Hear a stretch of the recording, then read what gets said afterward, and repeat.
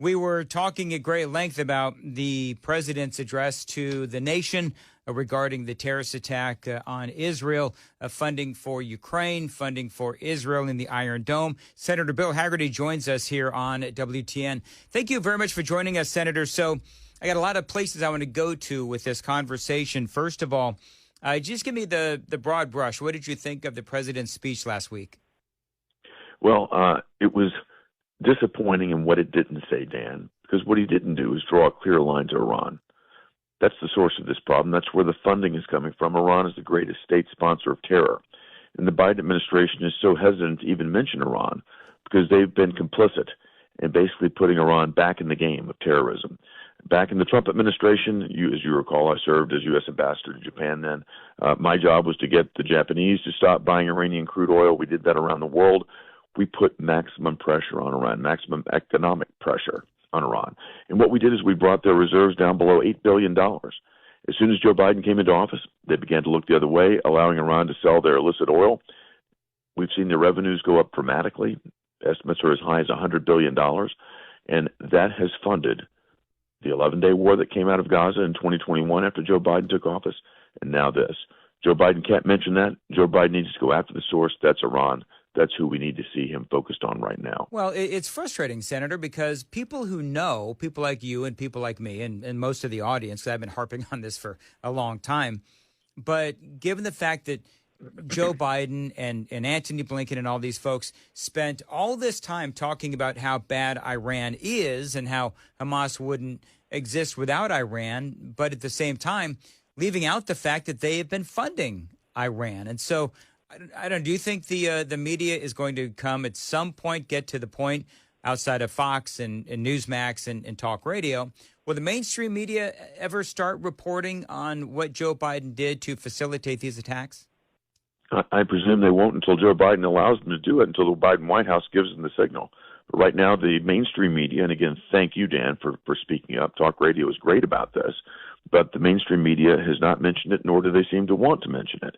And this has been going on for more than 2.5 years.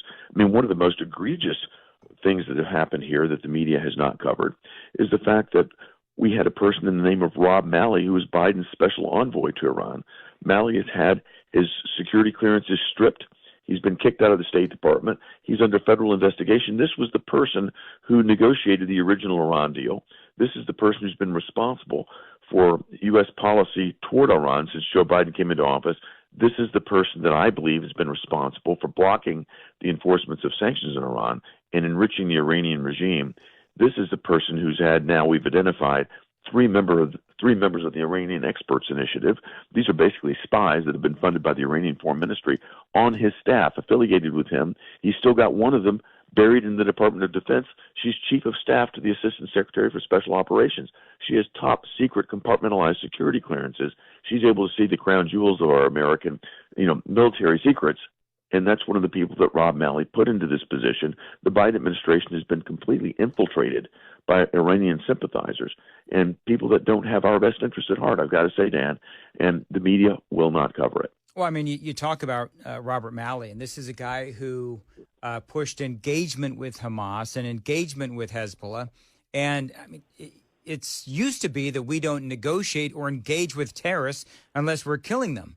And this guy, his whole thing has been, well, we have to engage with the terrorists. We have to engage with Hamas and so forth. And, part of what I find fascinating about all of this is who was watching this guy? I mean, who dropped the ball? Was it Antony Blinken?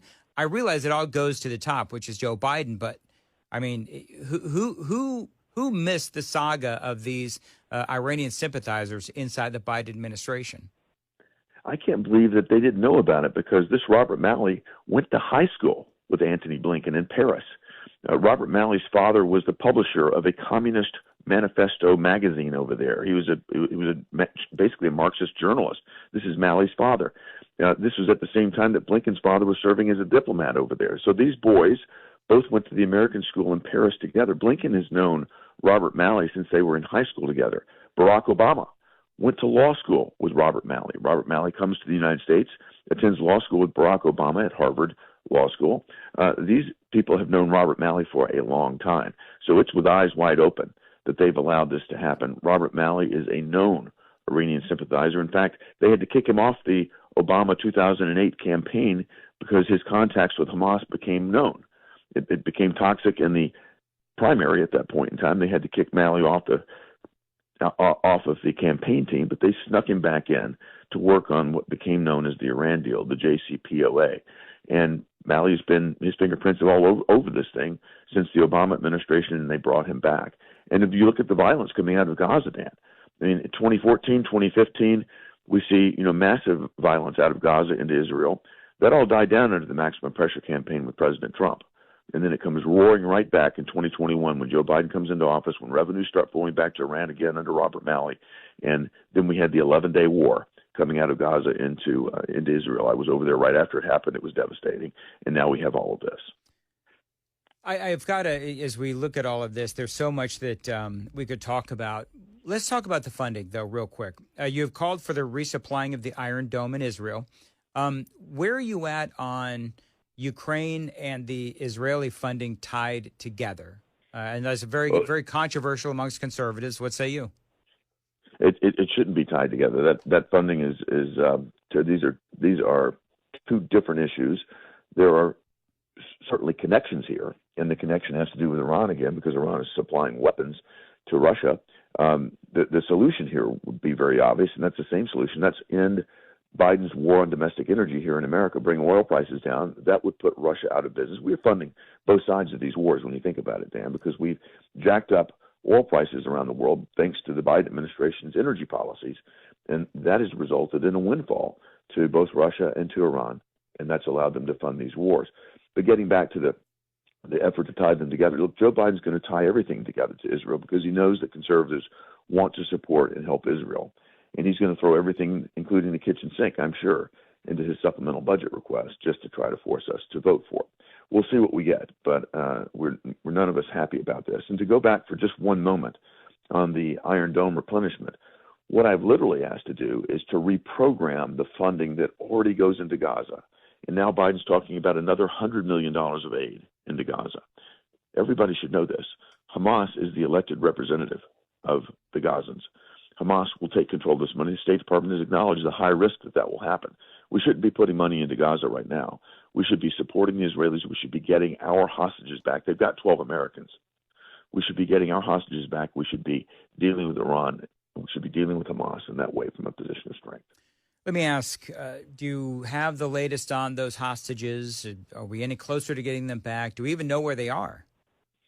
I think it's been very challenging because what we've learned, Dan, is not only has Hamas been involved in taking hostages, but the Islamic Jihad there in Palestine, the Gazans have more than one terrorist organization that have been involved in this. And so we're not certain even who to negotiate with at this point in time.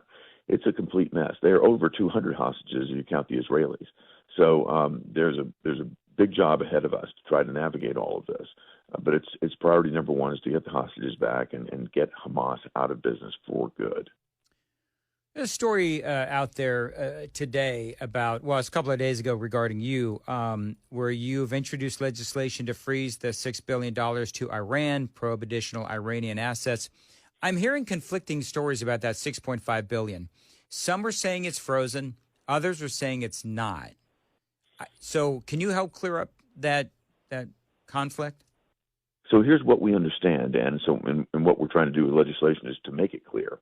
What we understand, again, is that Biden was going to pay basically $1.2 billion per hostage in a hostage exchange. The United States did a one-for-one exchange, meaning one Iranian for one American for 5 people. We did a one-to-one exchange. That should have been enough, but the Biden administration decides to throw, more than $1 billion per head on top of that. I think everybody listening right now should know that's not going to be good for Americans. That's putting a price on all of our heads. But Biden does this, and the money now is moved to Doha in Qatar. That's where the transfer is supposed to take place. The attack into Israel happens. Even though the Biden administration says we don't have a smoking gun, we can't prove that Iran was behind this.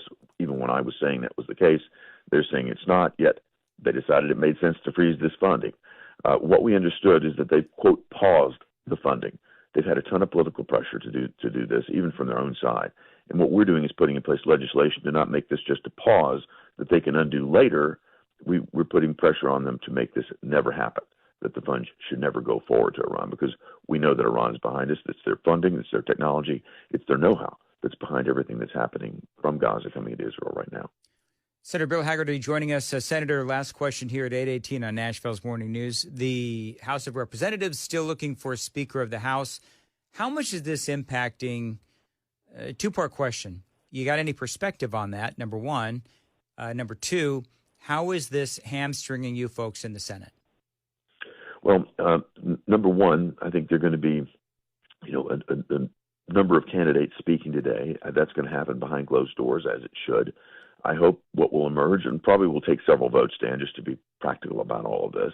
With that many candidates, they need to get well beyond the majority. They need to get all but about 5 of the members to vote in favor of whoever the candidate is. So I think it's going to take a lot more discussion amongst themselves, but I do hope it gets done quickly. This is not helping our nation. It's certainly not helping us in the Senate, because Chuck Schumer is using this as an excuse not to process the appropriations bills that we need to be getting onto in order to avoid yet another threat of government shutdown just before Thanksgiving. It's pretty obvious to me that's where we're headed right now, is another continuing resolution, another set of theatrics before Thanksgiving to suggest that the government might be shut down, et cetera, because we've not been able to get to the business of appropriating. That's what the Congress needs to be doing. The House of Representatives needs to get back in session so we can deal with that. And Chuck Schumer, again, is using this as an excuse in the Senate to keep us from doing what we should be doing. Senator, thank you very much as always. I know that there's a lot going on, and I always appreciate you taking the time out to inform the folks of Middle Tennessee.